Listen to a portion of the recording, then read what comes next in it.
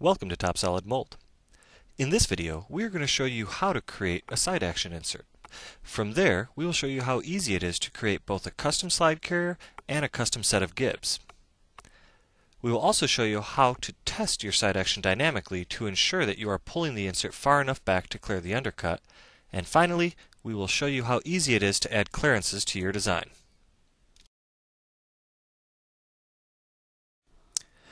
Okay, so from here we're going to go ahead and make one more insert. It'll be for this detail here, and it will be for our side action, in fact. So let's go ahead and look at that. Maybe we'll do that on the next layer. We'll go ahead and name this layer side action insert, or just side action even. And let's go to our inserts and choose side insert. So here the first thing it wants to know is what direction will this insert travel. So I'm just going to reference the block and say it's going to come out that way. Now, my limitation point I'm going to say is the core and cavity blocks, and I'm going to do this again based on a profile. Here you can see the software automatically creates a coordinate system back there for me, which is kind of handy. And now I'm going to project some of the details. I want to project that edge of the fillet, that edge of that fillet, that edge of that fillet. Maybe we'll look straight at this thing then.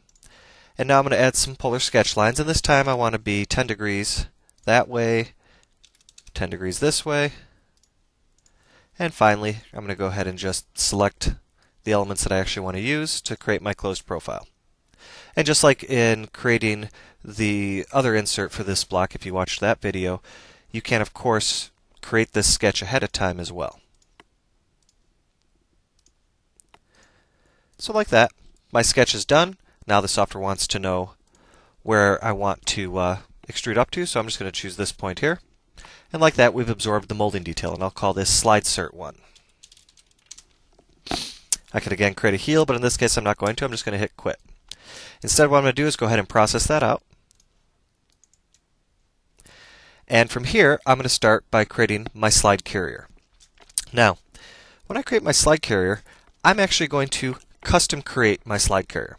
I could go ahead and insert a standard slide, but like in most tooling, side actions, it's very rare that you can just use drop-in components. So I'm going to show you that you can create stuff 100% custom on the fly and still use the TopSolidMold automation to continue your design. So to start with, I'm going to go ahead to my sketcher. I'm going to activate that coordinate system that's behind my insert block there. And you know what? Maybe I'm going to turn off my cavity, turn on my core block, because the slide's going to be traveling down here anyway. So I'll start a new sketch, and maybe we'll go ahead and look straight at it. And I'm going to start by just simply sketching out what I want.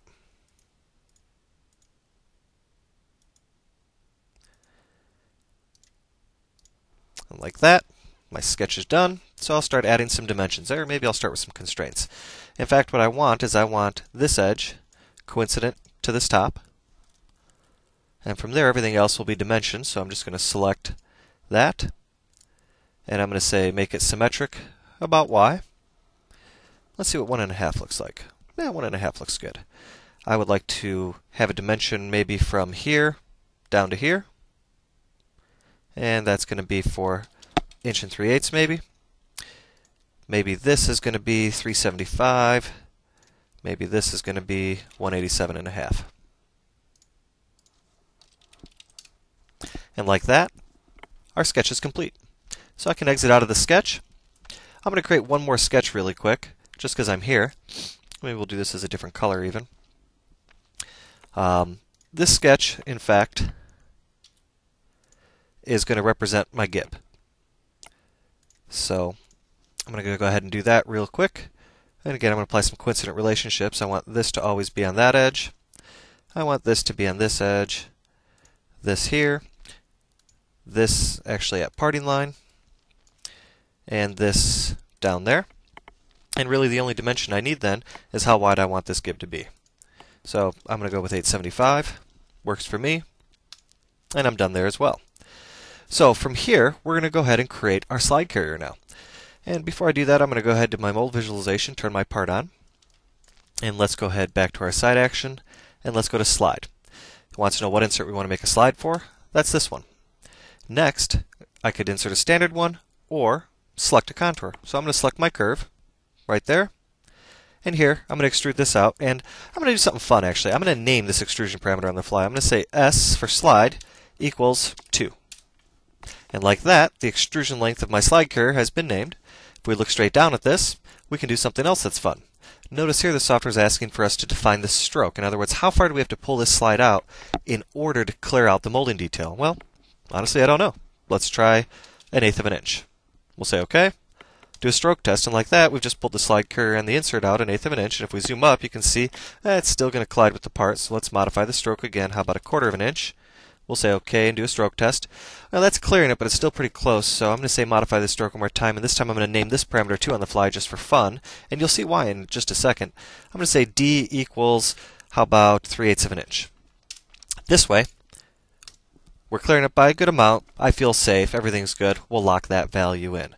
Now, why would I name the length of my slide and the length of my stroke? Well, it's simple actually. Because when I go to make my gibbs now, for that slide, I'm going to use this profile.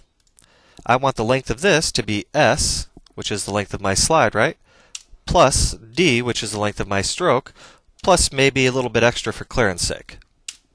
So here I've just built a parametric equation that means if I modify either the stroke or the length of my slide carrier, my gib length will automatically update. And this is just something fun you can do on the fly within the TopSolid environment. Now, also because I'm a lazy guy, I'm going to choose slide axis mirror right from my prompt line here, and you can see like that both of our both of our gibs have been created. And finally, because everyone's always telling me that, Bill, that this won't work because everything's size for size, how about we go add some clearance? So I'm going to go here and say, you know what, I would like, how about 30 thousandths clearance just for good measure?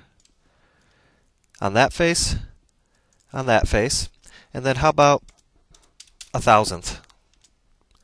On that face, and that face. And if we go ahead and look straight at this,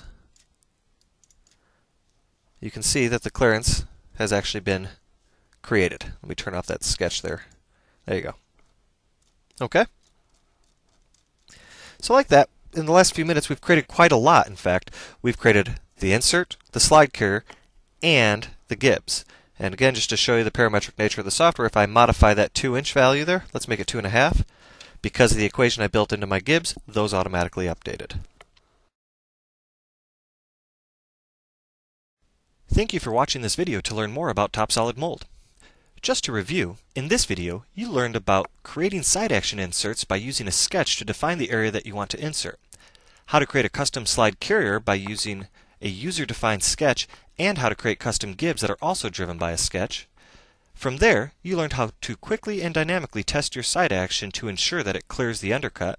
And finally, you learned how easy it is to add clearances to the components that you design. If you would like to learn more about TopSolidMold, please visit our website at www.clear-cut.com or call today to speak with a sales associate at 630-889-8055. Again, thank you for your interest in TopSolidMold.